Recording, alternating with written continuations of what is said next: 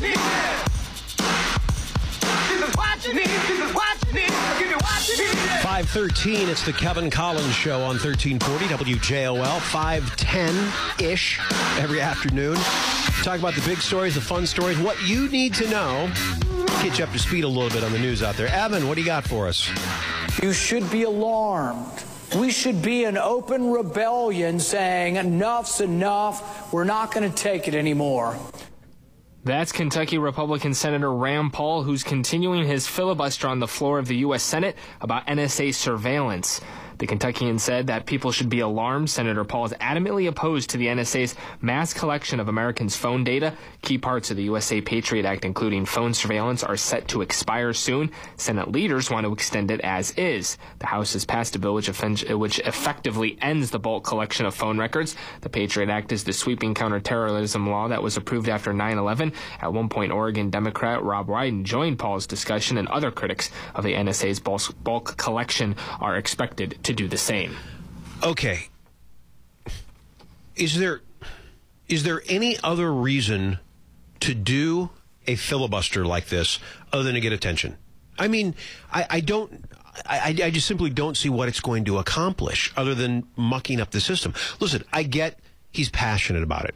I get he wants to do something. But filibustering to me, I just don't understand what it accomplishes other than getting your name in the headlines. Well, one, he's protested this before. He's filibustered this attempt. The House has passed a different version of this legislation, and I think he wants to call attention to the American public to say, hey, we have a version that ends bulk collection and will still protect us as a nation. Why is the Senate unwilling to look at this legislation and vote on it? That's the question he's asking.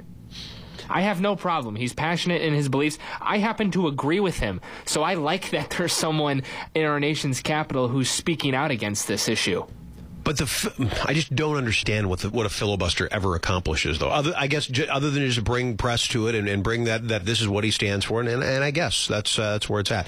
What else we got on what you need to know? I don't believe that the authorities are going to shoot down a 60-year-old mailman in a flying bicycle. I'm going to give them plenty of warning, well over an hour in advance of me getting to the no-fly zone, so that they know who I am and what I'm doing, and that it's intended to be nonviolent. The Florida postal carrier who flew a gyrocopter on the grounds of the U.S. Capitol faces up to 9.5 years in prison.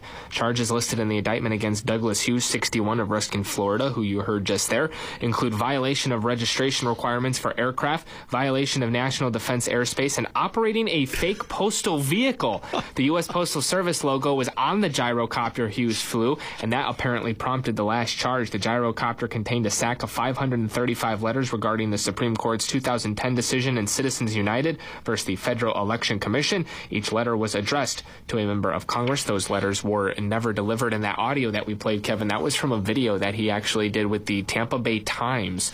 He actually gave them an interview a week before he made his flight into Washington, D.C.'s restricted airspace in order to let people know what he was doing and why he was doing it. And the Times, they claim they forwarded that interview up to Washington, D.C. officials and said, listen, this Yahoo's going to fly in there, and nothing was done. Who would have thought, and I didn't know this, it makes sense, I guess, but it's illegal to have it impersonated, to mark your car up like a United States Postal Service vehicle, and he's got charged on that. I love that charge. That's my favorite one. President Obama says global climate change is a threat to national security. The best scientists in the world know that climate change is happening. Our analysts in the intelligence community know climate change is happening. Our Homeland Security professionals know it is happening, and our Coast Guard knows it's happening. Giving the commencement address at the U.S. Coast Guard Academy, the president warned that no nation is immune from the impacts of climate change. He argued extreme weather events like drought and flooding can prompt famine, instability, and conflict. The president said climate change will have an impact on how the U.S. military is deployed. The president mocked Republicans who often say they are not scientists. The president called the science indisputable. He insisted that the world must start reducing carbon emissions now. Listen, we still know, in fact, we know people all the time. I talk to people all the time that still say that the whole global warming is not true. And I just, like I always said, when it comes to medical stuff, I'm going to go with what the experts say on this and that it's true. Now, what is going to be the long-term effect? You know, I'm going to lean towards science on that, but I don't think anybody really knows. I mean, you really can't predict what the long-term effect is going to be. If we were able to predict that, we would have been able to predict this 50, 60, 70, 100 years ago. But that doesn't mean that we shouldn't do something about it because it is proven that this is what is causing it. But I love how people say, yeah, what do they know? I mean, that's what they're trained to do. And I guess what is in it for these scientists to say that it's, I mean, what is the benefit for them to have their report go in favor or against it? They're just going to look at the evidence and say, this is what the evidence shows. So I can't quite grasp why people think that scientists don't know what's going on. I always go back to the over 10,000 peer-reviewed journals that were written in 2014 discussing global climate change. 2 said it wasn't happening. 2 out of 10,000 journals written by scientists said climate change is not happening. The other 9,998 said it is happening to some degree and that we are responsible for it to some degree. So let's have the conversation. Have you been outside today? So much for global warming. I always love that one, too. That drives me crazy. They think it literally means, yeah. Yeah, they think it literally means warmth. It doesn't. It means extremes in weather. And like, this is pretty crazy today. Hail and sleet in May. It snowed yesterday in Brookings, South Dakota. And Brookings, South Dakota isn't that far north of us. It snowed yesterday there. So, yeah, it's crazy weather. What else we got?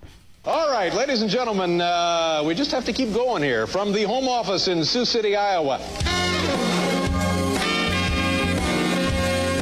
Another chapter in late-night television history is coming to an end tonight. David Letterman will wrap up his time as the host of CBS's Late Show after 22 seasons. He started making his mark on the late-night scene back in 1982 when he launched NBC's Late Night.